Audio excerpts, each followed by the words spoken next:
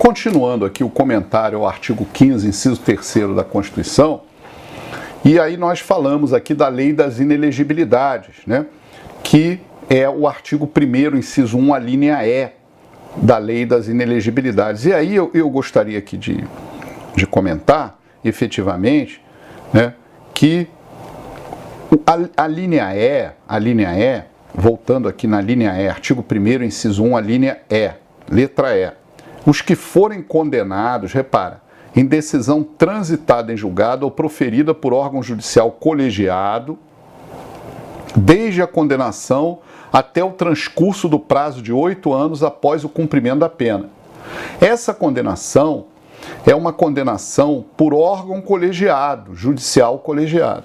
Então eu quero dizer o seguinte, vamos lá, vamos entender os marcos temporais disso. A pessoa praticou crime de lavagem de dinheiro. Perfeito? Muito bem. Ela foi condenada pelo juiz singular. Até então, ela pode votar e ser votada. Mas a pessoa recorreu, esse cidadão recorreu ao tribunal, à Câmara, à turma, e aquela decisão foi confirmada, quer dizer, o recurso foi desprovido, foi improvido. Confirmou-se a decisão do magistrado. Com a publicação do acórdão pelo órgão colegiado, essa pessoa, esse cidadão, ele continua votando, mas ele não pode ser eleito para nenhum mandato eletivo. Ele não pode ser eleito para vereador, prefeito, vice-prefeito, deputado estadual, distrital, federal, governador, vice-governador e presidente e vice-presidente da República. Ou seja, a decisão do órgão judicial colegiada acarreta a inelegibilidade nos direitos políticos. E essa questão foi muito debatida na Câmara dos Deputados, na época, no Parlamento. Porque se dizia o seguinte, uma sentença de um juiz não pode gerar inelegibilidade, porque pode ter uma perseguição. Só que, data vênia, eu discordo dessa posição. Mas ela foi aprovada, a lei da ficha limpa foi aprovada. E em bom momento na história do nosso país. Então, é necessário realmente aqui, né, valorizar essa questão. Então, o órgão judicial colegiado, por si só, que eu digo por si só, pelo exame mais criterioso dos desembargadores, dos juízes de segunda instância, enseja a inelegibilidade.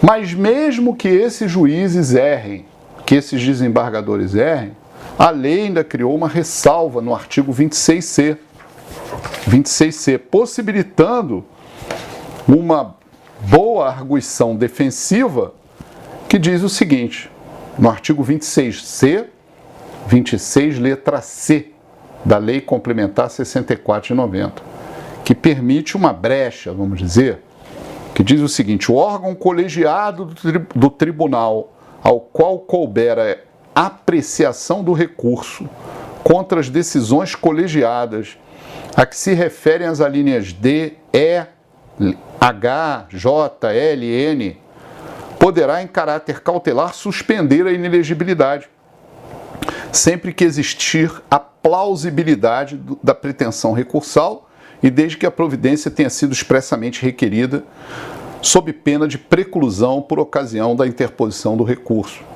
Conferido efeito suspensivo, o julgamento do recurso terá prioridade sobre os demais e mantida a condenação de que derivou a inelegibilidade ou revogada a suspensão liminar, serão desconstituídos o registro ou diploma eventualmente concedidos ao recorrente.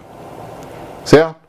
Sobre isso, nós temos ainda o verbete sumular 66 do verbete sumular número 66 do egrégio Tribunal Superior Eleitoral, que diz o seguinte, a incidência do parágrafo 2º do artigo 26C da Lei Complementar 64 de 90 não acarreta o imediato indeferimento do registro ou cancelamento do diploma, sendo necessário o exame da presença de todos os requisitos essenciais à configuração da inelegibilidade, observados os princípios do contraditório e da ampla defesa.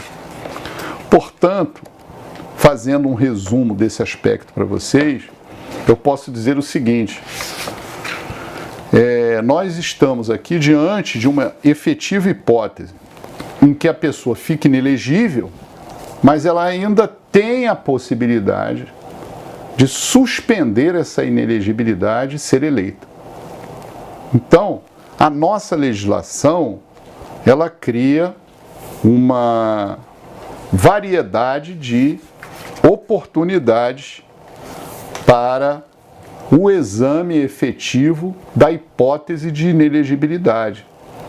Quando nós estamos analisando as inelegibilidades, nós temos que ter a consciência de que é uma restrição, mas ao mesmo tempo não podemos aqui nos afastar do critério da razoabilidade ou proporcionalidade. Então, voltando aqui ao aspecto que eu queria ensinar a vocês para deixar bem claro isso, existem dois momentos de inelegibilidade. O primeiro momento é com a prolatação da decisão pelo órgão judicial colegiado, os desembargadores, a segunda instância. E o segundo momento é após o cumprimento da pena. Então vamos formular um exemplo para você entender isso. Vamos imaginar que hoje é o dia 1º de janeiro, tá? De 2020. Perfeito?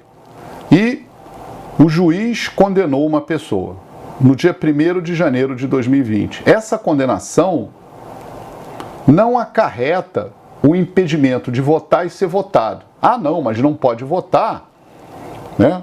Ele não vai conseguir votar porque ele está preso. Não, aí é outra história, certo?